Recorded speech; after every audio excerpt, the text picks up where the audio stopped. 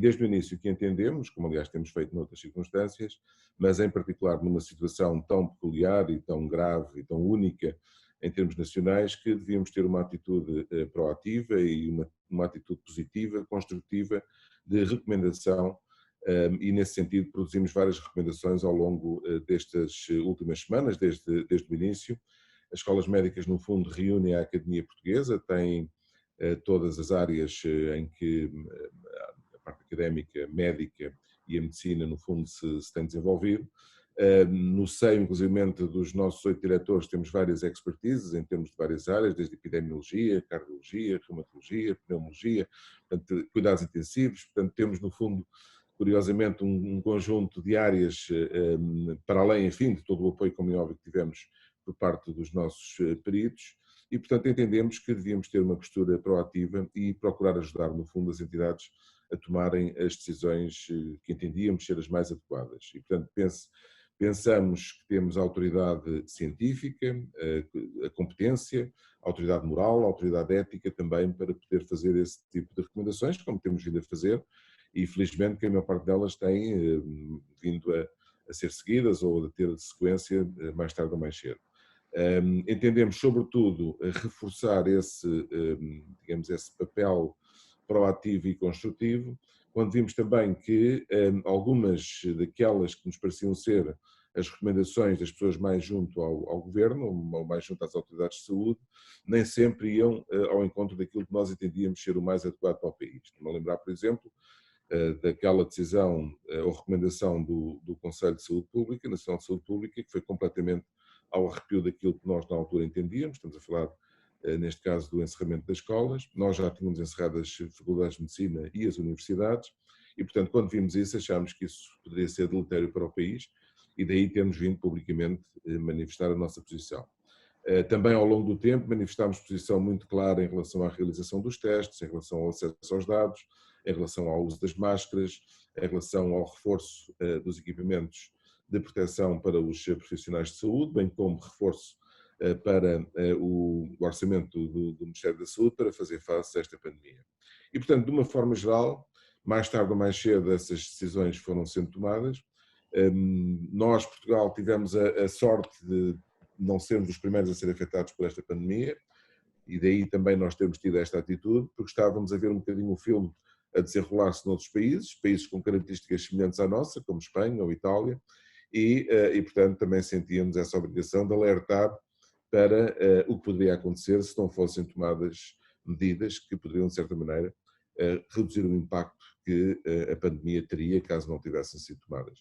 E, portanto, foi nesta postura ética, postura de termos a competência científica, a competência técnica para poder fazer as recomendações, sendo nós responsáveis pela formação médica em Portugal, quer do pré, quer do pós-graduado, entendemos, aliás, na maior parte dos países, as universidades habitualmente estão ao lado das entidades e das autoridades a fazer as recomendações, que depois, como é óbvio, quem tem competência para tomar as decisões, que são as autoridades em qualquer país, depois fazem. Mas foi um bocadinho este o racional para podermos ter sido proativos e termos vindo a público com vários comentários. Muitos de nós falámos várias vezes e fizemos, no fundo, a apologia daquilo que achávamos ser o mais importante e que o nosso objetivo era basicamente termos o melhor resultado possível no nosso país, vez que esta é uma situação que pode ter consequências dramáticas, como estamos a ver noutros países e noutros locais. Aprendermos, sermos humildes e aprendermos com aquilo que estava a acontecer noutros locais e procurarmos antecipar de uma forma mais precavida, antecipar aquilo que poderia acontecer e, como tal, tomar as medidas que estavam a resultar noutros países. Tínhamos a experiência de países que tinham sido mais proativos com melhores resultados, tínhamos a experiência de outros países que tinham sido mais reativos com piores resultados e daí nós temos procurado incentivar a que se fosse mais proativo, sabendo nós, à partida, qualquer pessoa que este tipo de medidas que foram depois tomadas são medidas difíceis e são medidas que não, como é óbvio, ninguém gosta de tomar e ninguém gosta delas, mas não há opção, quer dizer, não havia grandes opções perante uma situação com estas características. É claro que do ponto de vista de quem governa e de quem tem de tomar as decisões é sempre mais difícil, porque no fundo o ónus da decisão está em quem tem essa competência. E, portanto, quem recomenda, no fundo, está numa posição um pouco mais confortável. Mas também a responsabilidade é maior, porque quem recomenda, sobretudo com a autoridade, neste caso as escolas médicas, está também, de certa maneira, a comprometer-se com aquilo que são as suas recomendações, e daí que temos visto recomendações que, obviamente, têm resultados bastante positivos, e outro tipo de posturas, muitas vezes procurando, se calhar, ser um pouco mais simpático, ou também por algum tipo de compromisso que possa ter, não é bem isso que nós queremos. E daí nós também temos sempre afirmado que a grande vantagem de uma estrutura como o Conselho de Escolas Médicas Portuguesa, completamente independente do poder político. E como é óbvio, quando há algum tipo de compromisso, quando há nomeações, quando há estruturas que no fundo respondem a quem as nomeou e a quem estão a aconselhar, quem foi escolhido para aconselhar, às vezes é um bocadinho mais difícil, e daí nós temos, de uma forma construtiva, procurado mostrar precisamente que era importante. Com certeza os governos têm todo o direito a ter as pessoas que entendem para os aconselhar e nomear essas pessoas, de acordo com aquilo que entendem ser a sua opção, mas depois, isso viu-se na maior parte dos países, ir, nomeadamente ao tecido académico, e encontrar as pessoas mais competentes e as pessoas mais adequadas para gerir uma situação que é uma situação de saúde pública, é uma situação médica, é uma situação, não é uma situação com o matriz político habitual, e daí ser importante ter os aconselhamentos pelos melhores e não por aqueles que achamos que estão mais alinhados com o nosso pensamento. De uma forma geral, ficamos satisfeitos por ver que as autoridades foram tomando as decisões, às vezes um pouquinho mais tarde do que nós teríamos gostado, nomeadamente esta questão das máscaras, por exemplo, mas de uma forma geral as decisões foram sendo tomadas de acordo com aquilo que eram as nossas recomendações, as nossas indicações. E de facto tem havido aqui algumas flutuações, tem aqui havido algum outro aspecto que eventualmente possa não ter, enfim, sido tão adequado ou tão correto quanto poderia ter sido.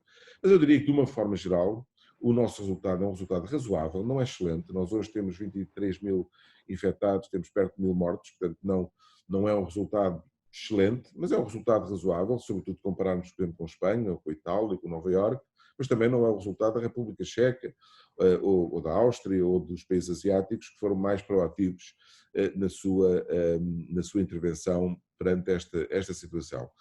E, portanto, em termos globais, eu diria que o resultado é favorável, é positivo, mas também tivemos essa sorte de podermos ver um pouco o que estava a acontecer nos outros países, mas apesar de tudo, houve a lucidez por parte do governo de seguir as recomendações mais adequadas, de ignorar até algumas das recomendações feitas por alguns dos seus conselheiros diretos.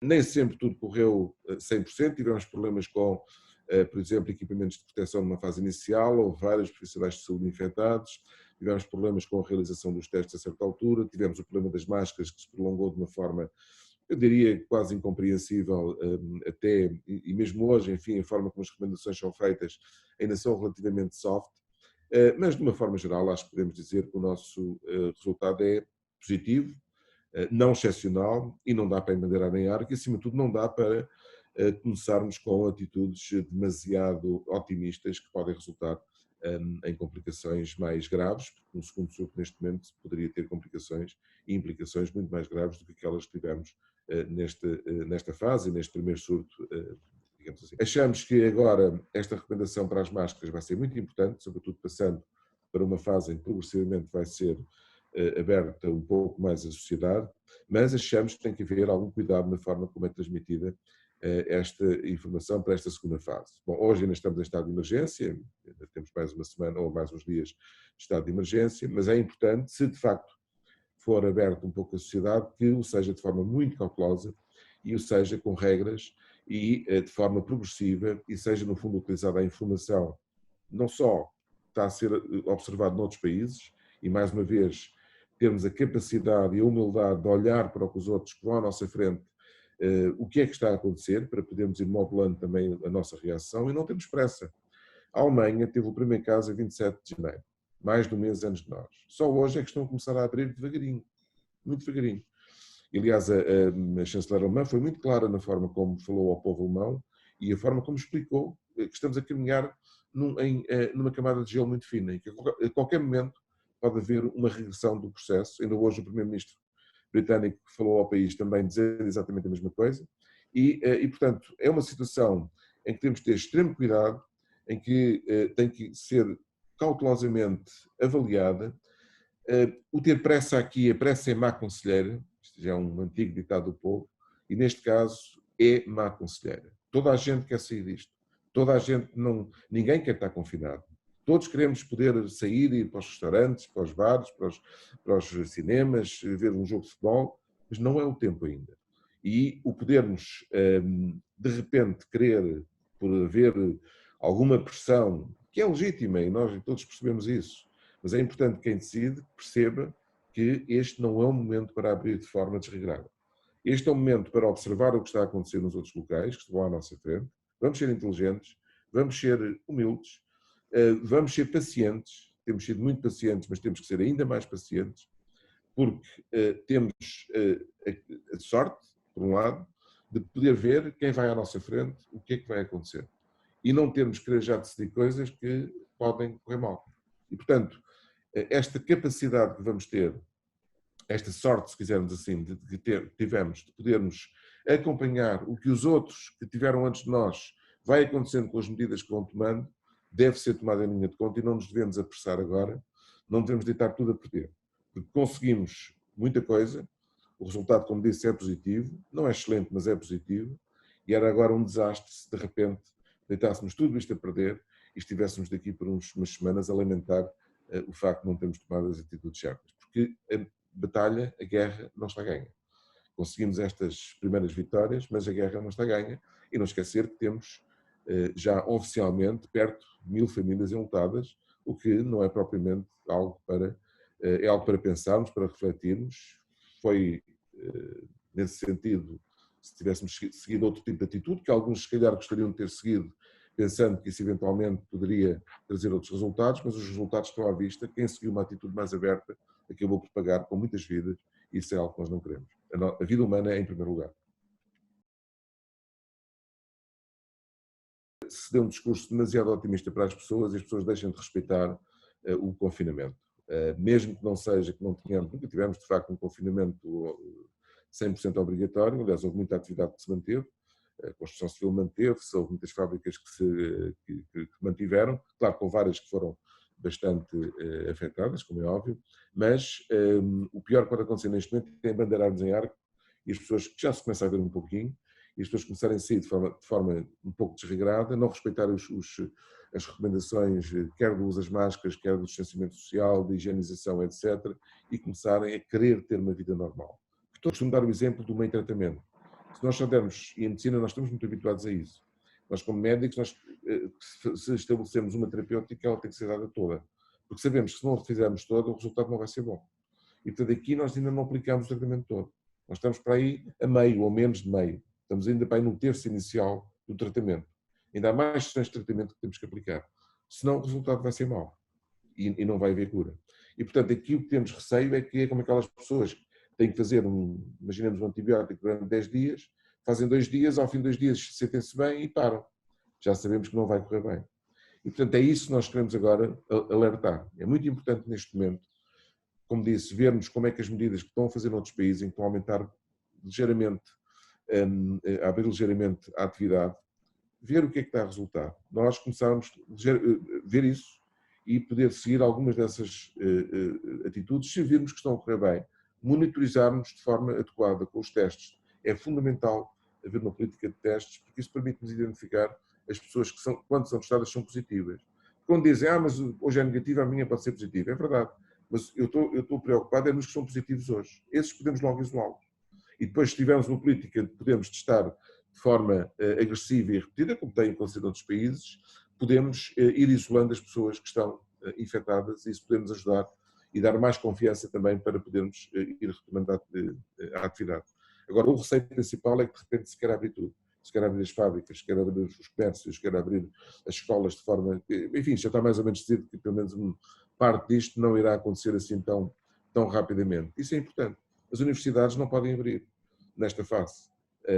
Não seria adequado, neste momento, está-nos a abrir um espaço em que temos milhares de pessoas vindas de todo o país e de todo o mundo, no fundo, e de repente isso poder condicionar um grau de contaminação de pessoas que vêm, inclusive, de zonas em que sabemos que têm níveis elevados ainda de contaminação, porque o vírus não está contido em Portugal e partes do mundo também não está contido, isso podia vir, de facto, trazer a tal segunda vaga. Portanto, esta fase é uma fase ainda de alguma contenção, é uma fase de forma progressiva e forma responsável irmos usando aquilo que é a experiência dos outros que vão à nossa frente para podermos, em função disso, determinar quais são as áreas em que podemos começar um pouco mais devagar, as áreas em que podemos ir abrindo de forma progressiva e cautelosa. E mais vale porque há processo neste tipo de situações do que depois lamentarmos o termos sido demasiado apressados. Com ou sem estado de emergência, obviamente, depende muito daquela que é a atitude cívica das pessoas. Porque mesmo com o estado de emergência, olhamos bem, hoje vinha aqui para o hospital e já se vê um trânsito, não é exatamente igual àquele em situação normal, mas já havia uma quantidade muito significativa de pessoas a circular. Se virmos alguns locais em que durante o fim de semana havia já várias pessoas a circularem. Portanto, mesmo com o estado de emergência, vai depender muito da consciência cívica de cada um e vai ser fundamental aquilo que, sobretudo, as autoridades tiverem a coragem de poder vir falar para as pessoas. E ter a coragem de dizer a verdade. Dizer que não estamos ainda, estamos numa fase ainda de crescimento, para o número de infectados continua a crescer. Ainda não atingimos o pico, ao contrário do que se diz. O pico de infectados ativos continua a crescer. O que temos o que deixámos foi a fase de crescimento exponencial, isso já deixámos há algum tempo, e o número de novos casos não tem vindo a aumentar de forma tão significativa como tinha numa fase inicial, mas continua a crescer. E, portanto, se virmos o número de infectados ativos, que é o número total, menos o número de falecidos e recuperados, ainda continuamos a crescer. Portanto, ainda não chegamos, portanto, ainda estamos numa fase muito ativa e, aliás, neste momento, cada dia que passa sem diminuir este número, temos mais pessoas potencialmente contaminantes e, portanto, há maior possibilidade das pessoas contaminarem. E é importante passar esta mensagem, porque, de facto, pode-se criar a ilusão de que isto está a correr muito bem, porque não está a crescer. Quer dizer, de facto, não atingimos a catástrofe dos outros, mas era isso que se pretendia, não é? E as medidas é precisamente para isso. Mas não ficamos imunes. Não temos sequer números como outros países. Não esquecer que, por exemplo, existem países, por exemplo, a Coreia do Sul atualmente teve um recrudescimento, teve uma segunda vaga, Singapura teve uma segunda vaga, mas estamos a falar, mesmo a Coreia do Sul, que teve de início um número muito significativo, tem muito menos casos do que nós, à volta de 12, 13 mil. Estamos a falar, por exemplo, de países como a República Checa, na Europa, que neste momento tem um terço aproximadamente dos nossos casos, é à volta de 6 mil casos, e tem menos, à volta de um quarto da nossa mortalidade, tem 200 e tal doentes falecidos. A Grécia tem 2.000 e tal casos conhecidos, com uma mortalidade também muito inferior. Portanto, perceber que não estamos livres, ainda não resolvemos o problema. E, portanto, aqui o fundamental ok, muito bem, vamos entrar numa fase em que é importante dar um bocadinho de ânimo às pessoas, mas não vamos dar um ânimo demasiado grande, porque senão as pessoas entram, se não se sentirem digamos, essa recomendação, a força da recomendação por parte das autoridades, e no fundo as pessoas olham para, a maior parte das pessoas olham para aquilo que as autoridades dizem, pode haver um laxismo e relaxar-se demasiado a situação e entrar então numa fase muito complicada. Porque temos já exemplos de quando há segundas vagas, pode ser bem mais complicado do que uma primeira vaga. Portanto, é essa a nossa preocupação. Só mais um ponto já agora que gostava de falar, e que tem a ver com os doentes não Covid. Porque há um outro ponto também muito importante e que nos tem preocupado, na minha área é uma das áreas em que isso é muito evidente, é que as pessoas que têm outro tipo de problemas, que têm doenças crónicas ou que têm agudização das suas doenças crónicas, devem manter o seu contacto com os médicos e, se for uma urgência, vir aos hospitais. E também esta mensagem é muito importante, é que nos hospitais nós temos, precisamente por não ter havido a ruptura do sistema de saúde, nós temos a capacidade de poder fazer uma separação clara entre um circuito de um doente de Covid e um doente não Covid. E há situações, o infarto agudo do miocárdio, por exemplo, em que vimos um declínio do número de doentes que vieram à urgência. O infarto agudo do miocárdio é uma situação que, ao contrário do Covid, não temos grande coisa para oferecer, em termos de terapêutica específica, no infarto não, no infarto nós tratamos. O infarto, o AVC ou outras patologias que podem ser tratadas. E, portanto, também dar esta mensagem às pessoas que se a pessoa tiver um problema de saúde outro, deve recorrer ao sistema de saúde. O sistema de saúde está preparado para resolver as situações que qualquer das situações que possa acontecer, e, portanto, isso é também muito importante, porque houve, de facto, um declínio, isto, aliás, verificou-se em todo o mundo, um declínio muito significativo das vindas das pessoas à urgência, com consequências, às vezes, dramáticas. As pessoas têm medo.